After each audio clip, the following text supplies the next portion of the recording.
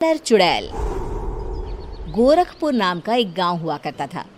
उस गांव में ज्यादा लोग नहीं रहते थे। उस गांव में एक गर्भवती विधवा औरत रहती थी। उस औरत का नाम कमला था।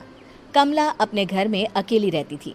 उसके पति की सारी जायदाद उसके नाम हो गई थी, पर सभी गांव वाले उस औरत को मनहूस औरत समझा करते थे और सभी उससे नफरत किया करते थे।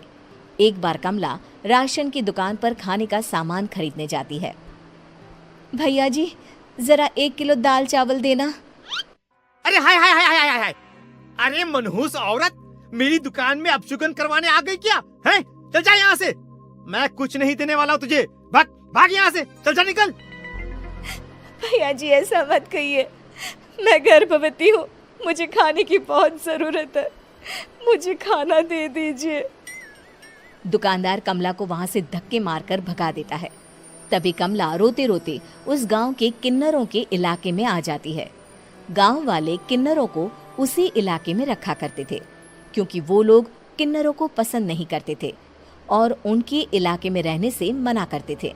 तो किन्नरों ने उसी गांव में अपना एक इलाका बना लिया था।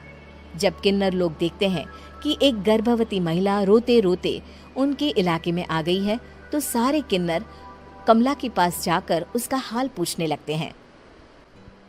क्या हुआ बहन, तुम्हारी गर्भवती अवस्था में इतनी बुरी हालत कैसे है? तुम रो क्यों रही हो? तुम डरो मत, हम तुम्हें कोई नुकसान नहीं पहुंचाएंगे। तुम शांत होकर सब बताओ कि हुआ क्या है। मैं कमला हूँ, मैं गांव के दूसरे इलाके से आई हूँ। 2 महीने पहले ही मेरे पति की मौत हुई है। मुझे गांव के लोग मनहूस मानते हैं, क्योंकि मैं विधवा हूँ और गर्भवती भी। वहाँ के लोग मुझे खाने के लिए कुछ बेचने के लिए भी तैयार नहीं, जिससे मेरा गुजारा नहीं हो रहा था। कोई बात नहीं कमला, हम तुम्हारा ख्याल रखेंगे। किन्नर लोग कमला को एक खाली घर में रहने के लिए जगह दे देते हैं और उसकी देखभाल भी करते हैं। कुछ ही महीने बाद कमला अपने बच्चे को जन्म देती है, पर अफसोस, कमला बच्चे को जन्म देते ही अपनी जान गंवा देती है। जब सब किन्नर बच्चे को देखते हैं तो बहुत खुश हो जाते हैं, क्योंकि वो बच्चा भी किन्नर ही था। कमला ने एक किन्नर बच्चे को जन्म दिया था। अब इस बच्चे की देखभाल कौन करेगा? हम तो इस बच्चे को गांव के दूसरे इलाके में भी नहीं भेज सकते। और तो क्या हुआ, इस बच्चे की माँ नहीं रही तो हम इसे पालेंगे। अब ये हमारे इलाके में रहेगा, हमारे साथ रहेगा। फिर वो किन्नर उस किन्नर बच्चे को गोद ले लेते हैं, उसका नामकरण कराते हैं। उस किन्नर बच्चे का नाम शक्ति रखा जाता है। देखते ही देखते शक्ति बड़ी होने लगती है। उसके रंग रूप बहुत सुंदर थे। वो बहुत सुंदर किन्नर दिखती है। एक दिन शक्ति एक किन्नर से पूछती है, माँ जी सुनिए ना, ये गांव के दूसरे इलाके में भी तो लोग रहते हैं, तो हम वहाँ क्यों नहीं जाते? हम उनसे अलग क्यों रहते हैं? शक्ति, क्योंकि वो लोग हमारे जैसे नहीं, वो लोग हमें पसंद नहीं करते, इसीलिए हम उनसे अलग रहते हैं। क्यों? वो हमें क्यों पसंद नहीं करते? मुझे एक बार उस इलाके में जाना है, मैं एक बार वहाँ जाकर घूम कर आऊं। शक्ति, खबरदार, जो तू उस इलाके में कभी भी गई तो अपनी जान नहीं गंवाना चाहती तो उस इलाके में कभी कदम भी नहीं रखेगी, समझी? इतना कहकर वो किन्नर वहां से चली जाती है। शक्ति उस किन्नर की बात सुनकर बहुत रोती है। माँ जी, ऐसा कैसे कह सकती हैं? उन्होंने इतनी सी बात के लिए मुझे इतना डांटा। अब तो मैं उस इलाके में जरूर जाऊंगी। फिर एक दिन शक्ति गांव के दूसरे इलाके में चुपके से जाती है।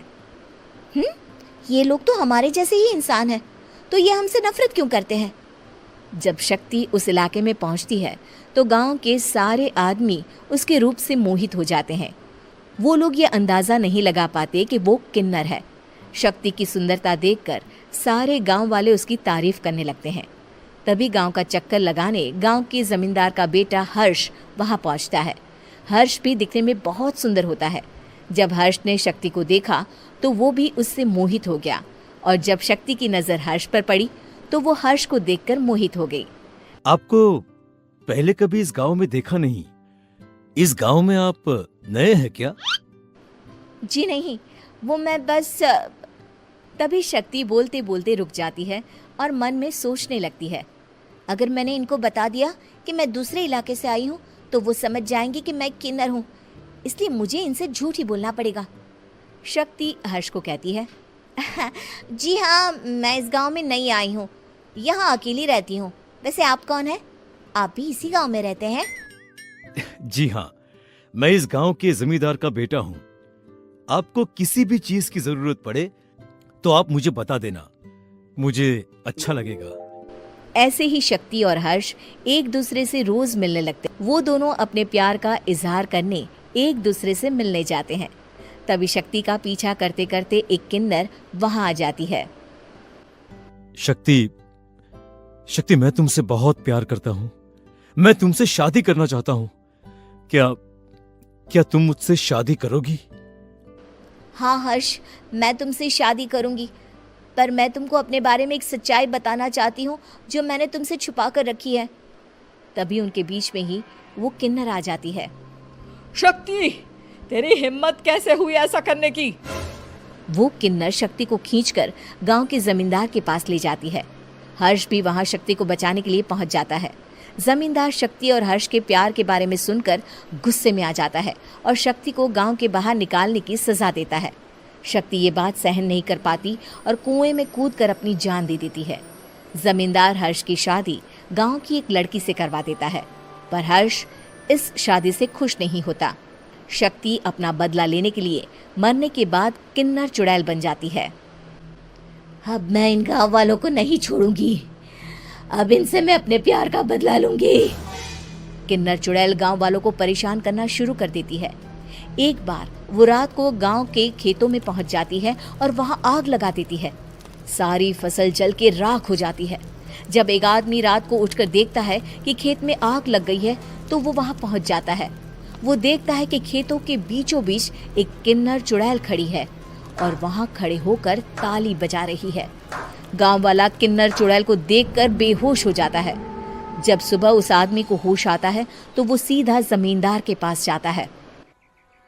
अरे जमींदार साहब, अरे वो किन्नर चुड़ैल ने मेरी सारी फसल जला दी। अब मैं क्या करूंगा? क्या होगा मेरा? जमींदार चुड़ैल किन्नर का नाम सुनते ही सब कुछ समझ जाता है। अब वो बहुत डर जाता है। उसी रात को जब जमींदार डर के मारे अपने कमरे में सो नहीं पाता, तभी वहां अचानक से किन्नर चुड़ैल आ जाती है।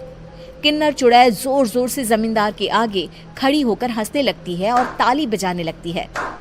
जमींदार उस डरावनी किन्नर चुड़ैल को देखकर बहुत डर जाता है। तूने मेरे साथ बहुत बुरा किया, अब मैं तुझे जान से मार दूंगी। नहीं नहीं नहीं नहीं नहीं, मुझे माफ कर दो, मुझे मत मारो। मैं कभी ऐसा दोबारा नहीं करूंगा। अब तुम जो बोलोगी वही मैं करूंगा। ठीक है, मैं चाहती हूँ कि किन्नर इलाका गांव के इलाके से जुड़े और गांव का कोई भी आदमी किन्नर समाज से द्वेष ना करे, उससे नफरत ना करे, नहीं तो मैं सारे गांव को मार दूंगी। और तुम गांव में एक नया कानून बनाओ कि अगर किसी ने भी किन्नर समाज को हानि पहुंचाने की कोशिश भी करी या इनसे भेदभाव करने की भी कोशिश करी तो उनको कड़ी से कड़ी सजा मिलेगी। हाँ हाँ हाँ हाँ, मैं ऐसा ही करूंगा। तुम जो बोलोगी वो मैं करूंगा, पर मुझे जाने दो प्लीज। तब वो किन्नर चुड़ैल वहां से चली जाती है। गांव का जमींदार किन्नर चुड़ैल का कहा मानते हुए दोनों इलाकों को एक कर देता है और नया कानून भी लागू कर देता है। तब से वहां किन्नर समाज और बाकी गांव वाले शांतिपूर्वक रहने लगते हैं।